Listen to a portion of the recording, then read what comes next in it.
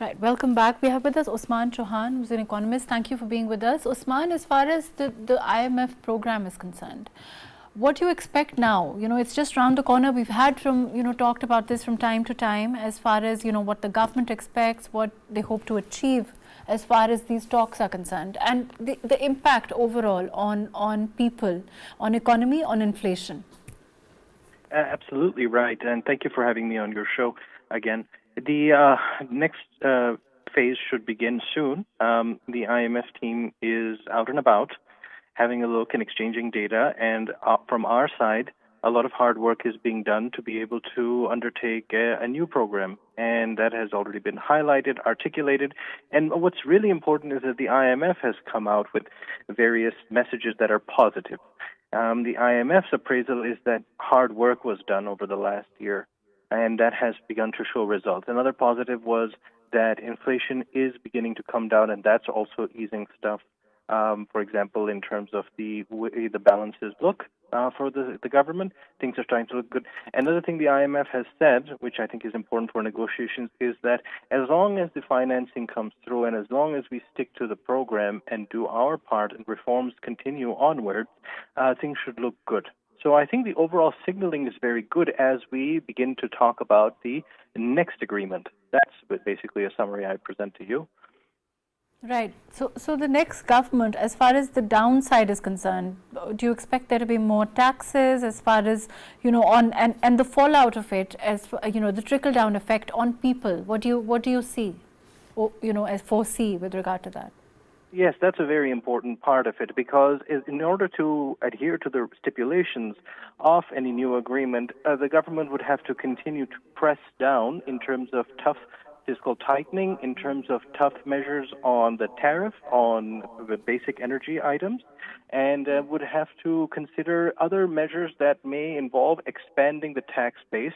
And since it isn't easy to do that for people outside the base, then more pressure may come on people who are already taxed. So that means it's tax depth as opposed to tax breadth. And so as far as the common man goes, they may continue to feel a pinch.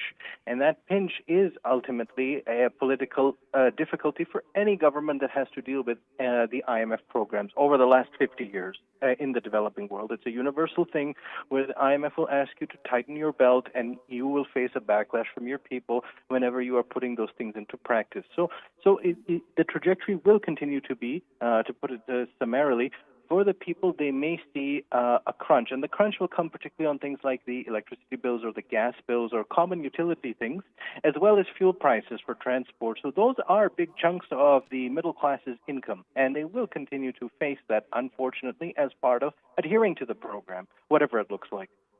Okay, but as far as Pakistan's structural changes, we were talking about the phenomena of reserved seats, and of course that's under litigation at this time.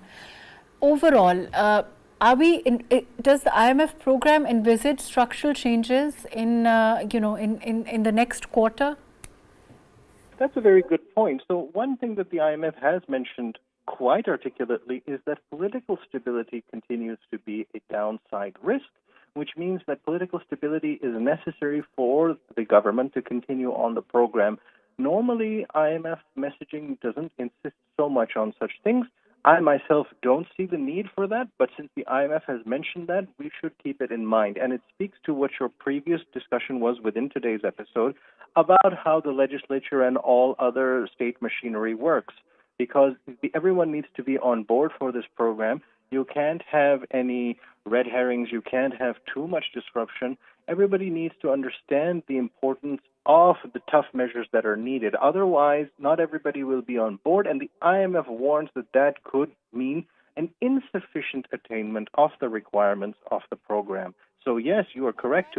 Let me go back to Usman. Usman, there is, we talk about dollar is extremely important in the sense that, how it as far as the market overall is concerned. Do you think that we are going to see perhaps a further increase, or maybe stability we've seen a largely stable dollar for a little while now. You think that will continue? You think there will be perhaps more, it'll go down further, peak and strengthen, or you think that's too optimistic? This is an excellent question, and any economist would hesitate to present a forecast on the foreign exchange markets because they are volatile and they're complex and they are driven by multiple factors. So it's not just rupee-related factors, it's also dollar-related factors when you look at a rupee-dollar exchange. So it is a tricky question. We should start with that. Now, you are correct to know that we've had 7-8 months of a very stable rupee, and this has been very good for Pakistan. It's a big relief because things had begun to go really over the top in terms of devaluation. It was very scary, and thankfully that has not continued. It's been put in its place. Now, going forward, suggestions from what I have been reading from the IMF side, from the Pakistan side, are that there is that idea of a natural devaluation of the rupee in a gradual manner that happens. So that means about 7% per year, but that is manageable, and that actually reflects the inflation rate more than anything, right? So we have high inflation relative to the world, so the currency then ultimately reflects that. But any sudden devaluation, I don't anticipate. And one reason why I mentioned that as caution is that both statements from both sides, Pakistan and the IMF, have mentioned more adherence to a market-determined rate. The problem with markets in this sense is that there are so many signals, people don't know what to think, and there's a lot of speculative activity. Because that speculative activity was effectively curbed around September last year, we had a stable rate. So it is good to go towards market determination, but because these markets are essentially messed up by speculation, you cannot go entirely or in one go onto it. So to put all of this into summary, I would say to you that I expect the rupee to remain broadly stable, but you should expect graduated declines as would reflect in inflation. So overall, things should be okay. No huge jumps or drops. What about inflation? Inflation, particularly, when we talk, of course, the government is going to do its best to shelter those below the poverty line and a little further up, and perhaps burden those that can take the burden. But do you see that inflation, the impact of inflation minimizing, or you think it will increase? Because overall, like you said, the global trend is not very optimistic in that regard. Yes, you're correct. That there are risks to global inflation because of geopolitical reasons. There's a genocide happening in the Middle East. There is ongoing conflict in Eastern Europe. It is a scary time. So that can always be there. But overall, the trend has been easing in Pakistan. If you look at the year-on-year comparisons, now things are starting to come down. And what this now means is there is a lot of pressure on our central bank to start to cut down the extortionary exchange rate, the interest rate of 22%. This interest rate is too high to do business. And so now perhaps they will have a meeting earlier than expected, or as is expected on June 10th, they will sit down and they should look very seriously at lowering it. Because now, if you have inflation around 20%, but your interest rate is 22%, now you're going backwards. That we can't have. So the interest rate has to start to come down. And I think that's a good thing. So to put it into the relationship, as inflation is starting to look better in Pakistan specifically, even though the risk exists overseas and overall, since it is going down, interest rate should also match that. And so there's a lot of pressure on the SBB to take a good hard look at where the interest rate is now. A few years for them to... It's going to take some time. But Usman sir, there is, we talk about stabilization, of course, and we want there to be stability. With respect to that, we have a new team in place. Of course, the Special Facilitation Council also. We've talked, there's a lot of talk of investment. Do you think it's actually, there's going to be a tangible, translation of that very soon? Do you see that happening?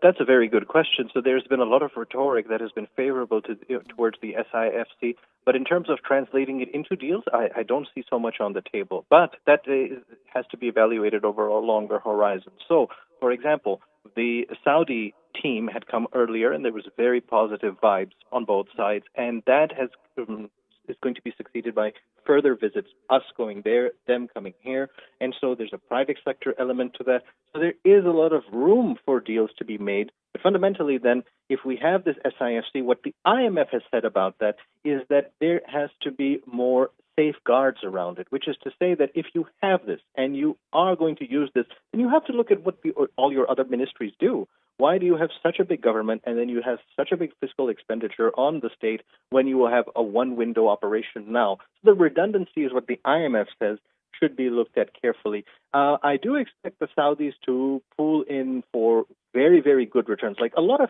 things that are being presented in these, put on the table between Saudi Arabia and Pakistan are very favorable for Saudi. Like I don't understand why they wouldn't do that. So I expect there to be positive moves there. I also expect the UAE to take advantage of this, and China should also look for better synergies between CPEC related stuff and SIFC if this is a model. So overall, the IMF has raised its concerns about this, that you really need to think about what this does when everything else is still there.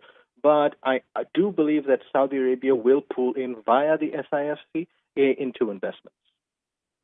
Fair enough. Overall, as far as the next couple of months are concerned, we are also, I know there's little time, but my last question to you, as far as the budget is concerned, as an economist, what kind of a makeup do you see largely with regard to, of course, now it's very close. And of course, the government has been working for a while on it for a while. And so what kind of a budget do you envisage this time round? It's a tough question because there's two paths for Pakistan now. One path is to stick to what the IMF has already put out in terms of guidelines for energy, for gas, for all of these different things. And therefore, if we follow that, our budget will very much reflect those measures. So you would have financial consolidation, you would have low growth, but you would also curtail your current account deficit and other things. So you would be kind of picking the pieces and putting them together. That's one path for the budget. The other path for the budget is that because of the political capital that you've mentioned appropriately, that there may be some largesse on the part of the government. And therefore, that will put us in an uncomfortable position with the IMF, given the timing of the negotiations vis-a-vis the budget, which is June. So I believe that the first path is the more sensible one in the sense that it's long-term oriented, although sacrifice is involved.